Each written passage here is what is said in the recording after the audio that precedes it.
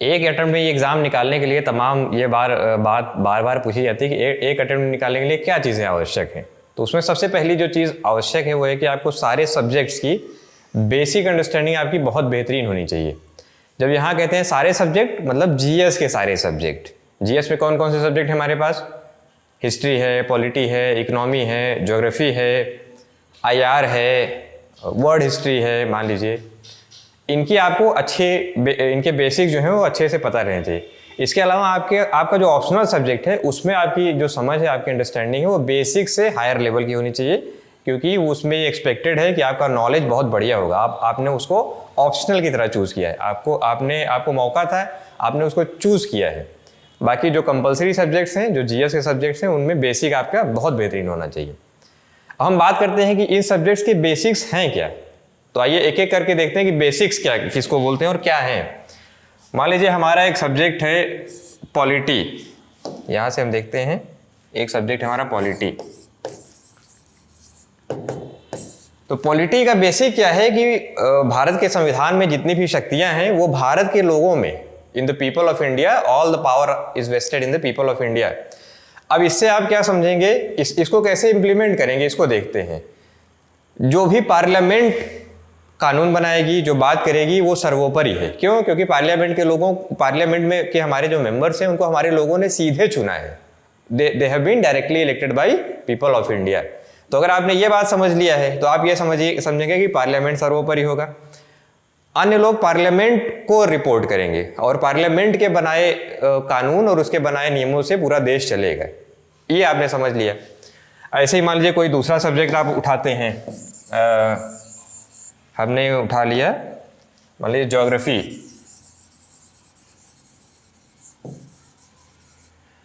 अब ज्योग्राफी का क्या बेसिक प्रिंसिपल है? ज्योग्राफी का एक बेसिक प्रिंसिपल है, जो गर्म चीज़ है वो ऊपर जाती है, जो ठंडी चीज़ है वो नीचे आती है।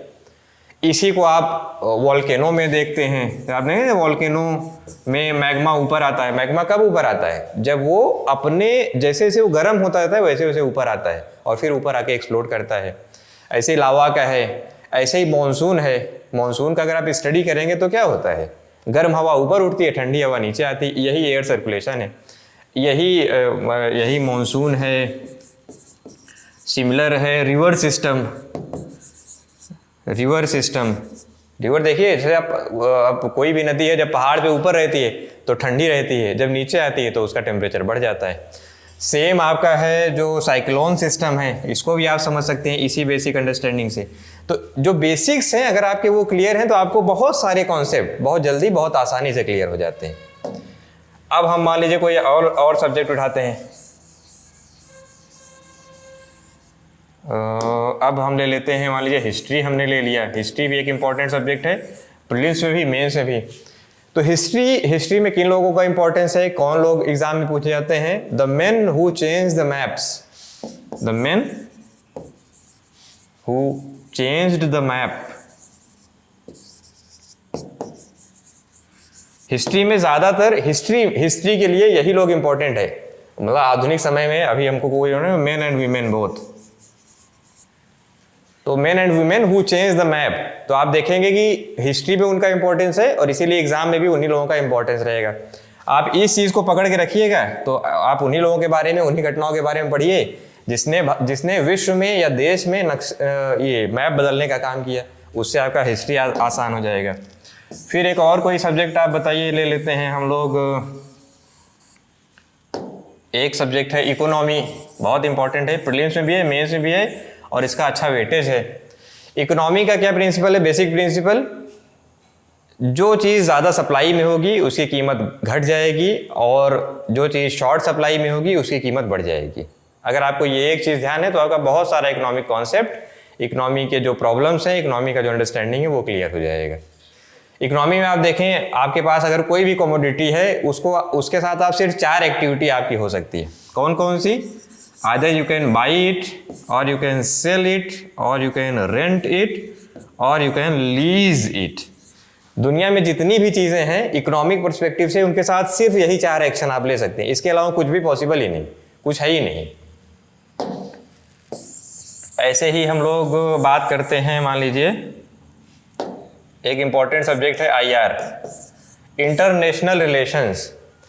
अब इंटरनेशनल रिलेशन को देखिए, मान लीजिए किसी भी कंट्री का दो देशों के आपस के संबंध है, यूपीएससी में जनरली जीएस में है, तो जीएस में भारत के अन्य देशों के साथ जो संबंध है उसी के बारे में पूछा जाता है। लेकिन आईआर को आप इन जनरल भी देखें, किसी भी कंट्री की जो फॉरेन पॉलिसी है वो 4 फैक्टर्स पे डिपेंड करती है। कौन है वो 4 फैक्टर? पहला, जियोपॉलिटिक्स, इस समय दुनिया में क्या चल रहा है। दूसरा, जियो स्ट्रेटेजी, वो पर्टिकुलर देश क्या चाहता है, मतलब दुनिया में अपना कैसा सिक्योरिटी चाहता है, डोमिनेंस चाहता है, प्रॉस्पेरिटी चाहता है या एक्सपेंशन चाहता है, उसका वो जियो स्ट्रेटजी है। थर्ड है नेशनल इंटरेस्ट, आपका नेशनल इंटरेस्ट क्या कहता है, किन चीज़ों को अलाउ करता है और किन चीज़ों को प्रोहिबिट करता है, ये आपको देखना है। और चौथा है कंटेम्परेरी वर्ल्ड,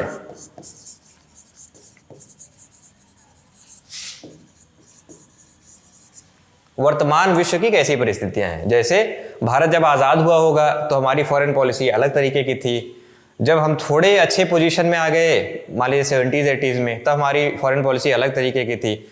आज के समय में आप देखेंगे तो फॉरेन पॉलिसी आपको आज़ादी के समय से बहुत बदली हुई दिखेगी, क्योंकि contemporary world that has change to a large extent.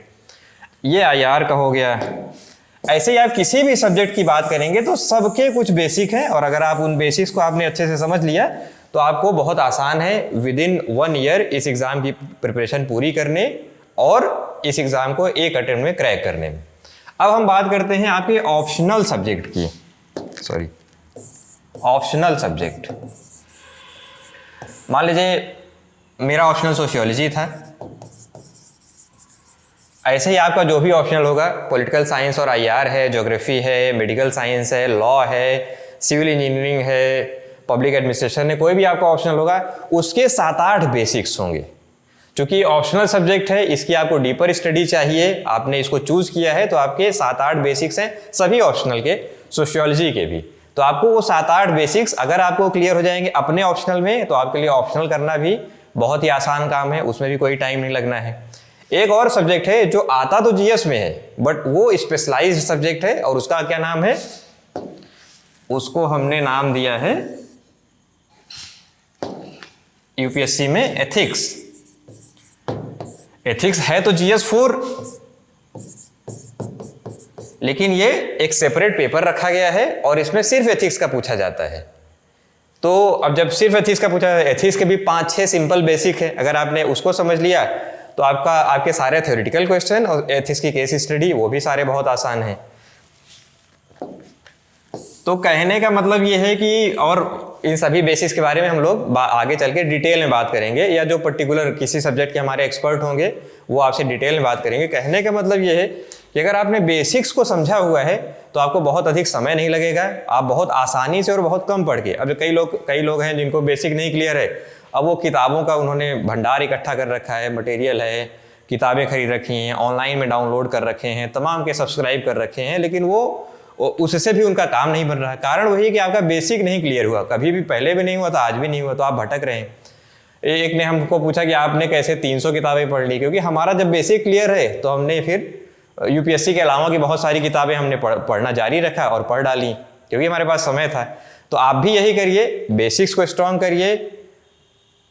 जब आप बेसिक को स्ट्रॉन्ग करेंगे, आपके बेसिक ब्लॉक्स स्ट्रॉन्ग होंगे, तब आप एक मजबूत दीवार, अपनी मजबूत उसकी छतें बनेगी, मजबूत दीवार बनेगी आपकी प्रिपरेशन की, और आप एक बार में एक कंप्लीट प्रिपेयर्ड कैंडिडेट की तरह नजर आएंगे, और जब समय आएगा तो आप सिलेक्ट भी हो जाएंगे।